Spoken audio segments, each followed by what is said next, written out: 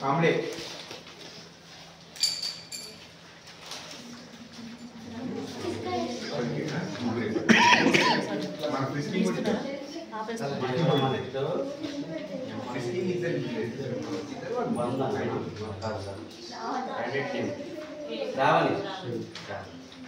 सुमना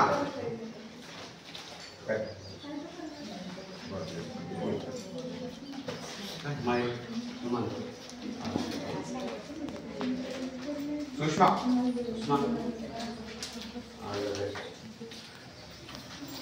मंजुला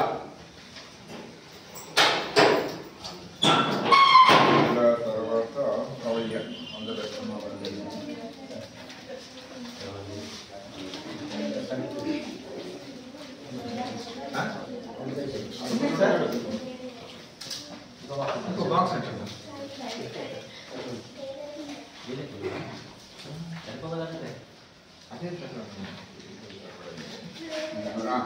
त्रिषा రెండు తీసుకోవచ్చు లహరి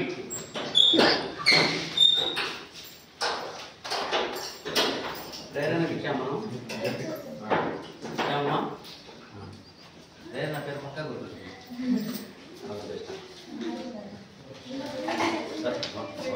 కదండి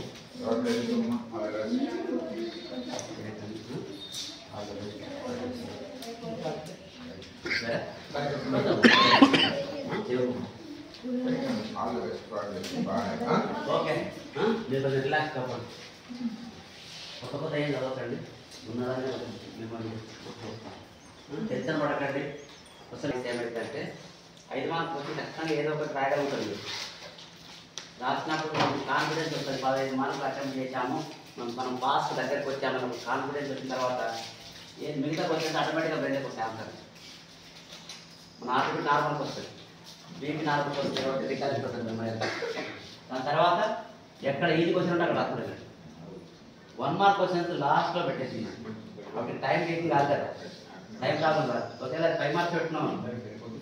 మీకు టైం అయిపోతే టెన్షన్ మీకు 5 మార్క్స్ రాయాలి 5 మార్క్సే మీరు రాయగలుగుతారు థియరీ క్వశ్చన్స్ కాబట్టి కొంత డెఫినేషన్ పాటు డయాగ్రామ్ పాటు ఏదో ఒకటి వేస్తారు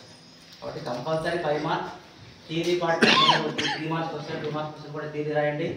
ఏ క్వశ్చన్ వదలకండి ఏదో ఒకటి నంబర్ వేసి అటెంప్ట్ చేయండి ఫైనల్ చేస్తారు అర్థమైందా నాకు ఏది రాలేదు క్వశ్చన్ నెంబర్ కూడా వేయలే అనుకో క్వశ్చన్ నెంబర్ రాసి ఆ క్వశ్చన్ ఉన్న డేటా రాయండి ప్రాబ్లం అయితే కంపల్సరీ ప్రాబ్లమ్స్ మీరు భయపడకండి న్యూమరికల్ ప్రాబ్లంలో ఏం లేదు వాడు ఏం డేటా ఇచ్చాడో రాయండి గివెన్ డేటాని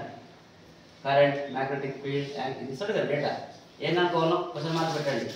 ఇచ్చిన దానికి కనుక్కోవాల్సిన మధ్య రిలేషన్ ఉంటుంది ఒక ఫార్ములా ఆ ఫార్ములా సబ్స్టిట్యూట్ చేసి ఆన్సర్ వస్తుంది ఫుల్ మార్కు రాకపోతే ఫుల్ మార్కులు కంపల్సరీ మార్క్ వచ్చేది న్యూమరికల్ ప్రాబ్లం మీకు తెలియదు ప్రాబ్లం అనే వరకు ఉండే దడ జాగ్రత్తగా రాసుకునండి సిన్సియర్గా పేపర్ చదవండి 1కి 2 సార్లు పేపర్ చదవండి ఫిజిక్స్లో ఏదో ఒకటి ట్విస్టింగ్ ఉంటుంది ఆన్సర్ తెలుసు మీకు ఆన్సర్ డిఫికల్ట్ ఉండదు క్వశ్చన్ అర్థం కావడానికి కొంచెం డిఫికల్ట్ ఉంటుంది కాబట్టి 1-2 సార్లు చదివి కన్ఫర్మేషన్ చేసుకున్న తర్వాత ఆన్సర్ భయపడకండి భయపడితే భయపడతారు ఫిజిక్స్ కాబట్టి మనమే భయపెట్టాలి దాన్ని